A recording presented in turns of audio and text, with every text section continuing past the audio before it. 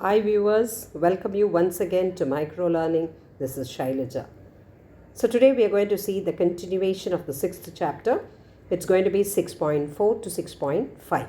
An interesting topic where we are going to see about the non-banking financial institutions and the importance of RBI, that is the central bank of our country. So let us just recapitulate. What is primary deposit?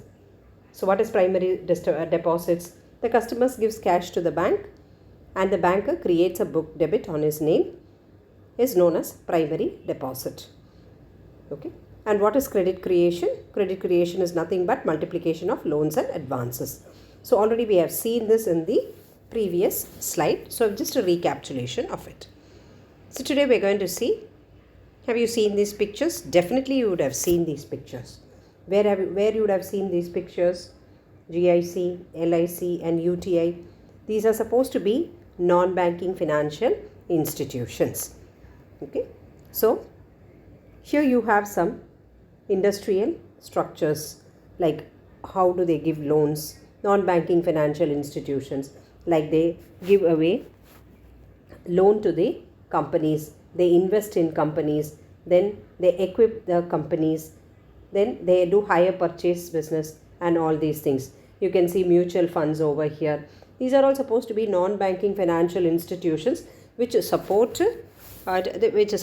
for both for production as well as consumption purpose. So let us see some of the mutual benefits. Okay, we call as nithis. So here we can find out some nithis that is in Tamil Nadu. Trival Mutual Benefit Company, we have one. Sunshine Mutual Benefit Company. These are all supposed to be non-banking financial institution. Gemini Mutual Benefits, Egmore Benefits and Madras Christian Benefit Society. Here we are on the screen we can see some of the mutual fund benefits in Tamil Nadu. Only a few I have listed out. Now, what is non-banking financial institution? So you'll get a question on what are the functions of a non-banking financial institution. Now, what is exactly non-banking financial institution? You can see the red part of it. Financial institutions does not have full banking license and it is not supervised by the central government. So, all the non-banking financial institutions, they are not supervised by the central bank. They are not coming under the central bank. These are supposed to be just institutions, okay, that does not have any banking license. They do not have a license which the bank holders.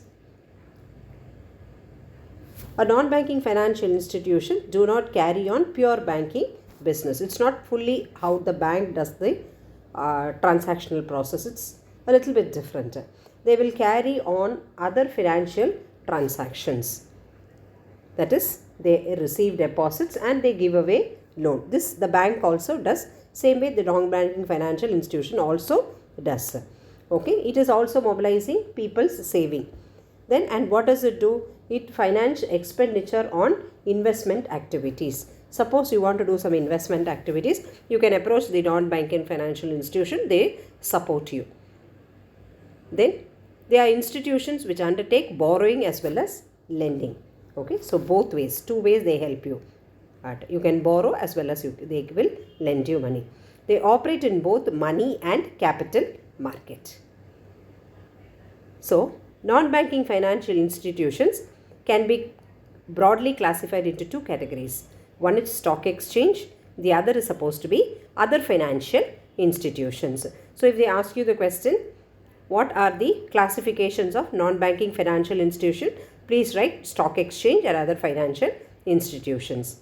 So, you can see financial companies, financial corporations, chit funds, building societies, issue houses, all these has been done. So, investment trust and unit trust and insurance companies, all these does the above functions. So, now we can see RBI. The Central Bank of India is called as the RBI. So, Reserve Bank of India. RBI stands for Reserve Bank of India. Now, Central Bank or the RBI of our country. The Central Bank or the Reserve Bank or the Monetary Authority is supposed to be an institution. And what does it do? it manages the state currency, the money supply and the interest rate, because the central bank is supposed to be the apex bank of all other countries. Okay, so here what does the RBI does? The RBI looks into the currency of the country, it looks into the money supply of the country, as well as it looks into the interest rates that has to be monitored. The central bank usually oversee the commercial banking system of their respective countries. So what does the central bank does? The central bank usually oversees the commercial banking. What is the commercial banking doing in the market? How it has to be monetized? All this will be done by the central bank of the country, or we call it as RBI. Now what are the functions of central bank? Now the Reserve Bank of India, that is we call as the central bank of our country. It controls the monetary policy of the Indian rupee. So it commenced, when did it commence? On 1st April 1935. Okay, under the act, and the act was passed in 1934. The original share capital was divided into 100 and each fully paid with their initial owned entirely by private shareholders. So originally what was done with the share capital? Share capital we have given 100 shares. It was fully paid. Okay, and it was owned mostly by the private shareholders. Following India's independence, what happened? The RBI has been nationalized in 49. Now let us look into the monetary authority. It controls the supply of money in the economy. First is stabilize exchange rate. Okay, there should not be any deviation in the exchange rate as such. Maintaining healthy balance of payment. Balance of payment. So our receipt and payment should be almost equal. Our receipt can be more, but our payment should be supposed to be very less. Attain financial stability.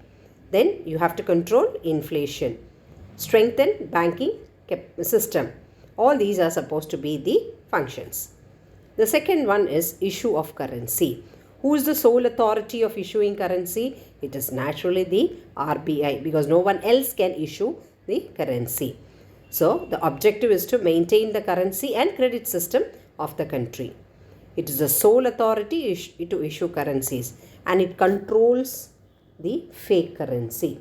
That's a work of a central bank of our country. So it can issue currencies. It has to have an eye on the fake currency, and it has to try to stop, or it has to control it, or it has to curb the fake currencies that is rotating in our country or circulating in our country.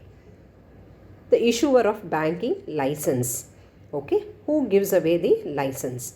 As per section 22 of the Banking Regulation Act, every bank has to obtain a banking license from RBI to conduct banking business in India.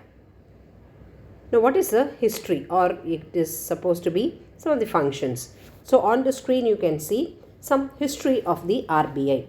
The history of the RBI tells you when it was established. Okay, 35 and it was accommodated, that is accordance with the RBI Act of 1934, and nationalized in 1949. That is after independence it became nationalized. Where is the headquarters? Headquarters was in Calcutta and now it is in Mumbai. Then they have given the administration part of it. This RBI is supposed to be the lender of the last resort. What do you mean by lender of the last resort? When the commercial banks do not have money, whom do they approach? They approach the RBI. That's why it is called as the lender of the last resort. Like when we do not have money, what do? We ask our neighbors or our friends or pledge any small assets that we have. Okay, the same way when the commercial banks are not having money in circulation, or they have any other financial issues, they approach the RBI, and RBI is supposed to be the lender of the last resort. Now what is the functions of the RBI? RBI can the first and foremost work is issuing currency. Then it is by the RBI is supposed to be an advisor towards the government. Okay, all discussions will be done by the RBI with the government because it is financial matters. Then even the government has to discuss with the RBI to know the financial position of the country, and according to that only policies has to be framed. Then it has the all banking systems are being regulated by the RBI, and it is supposed to be the custodian of forex. What is forex? Foreign exchange. It controls all types of foreign exchange. Then the last one is controller of credit.